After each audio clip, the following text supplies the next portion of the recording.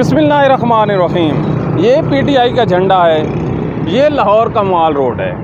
24 तारीख को इमरान खान ने लॉन्ग मार्च की कॉल दे रखी है। अब इस परचम को कौन लहराएगा इस माल रोड पे, ये सबसे बड़ा सवाल है। इस शहर में 16 सीटें हैं MNA की, 34 सीटें हैं MPA की और 248 सीट्स हैं यूनियन कौंसिल के चेयरमैनों की।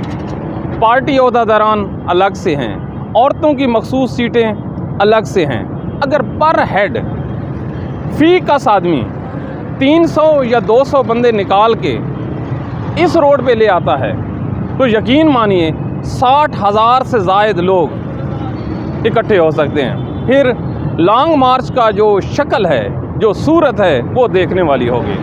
अब इस परचम को कौन लहराएगा, ये वो सवाल है जो 24 तारीख को देखा जाएगा।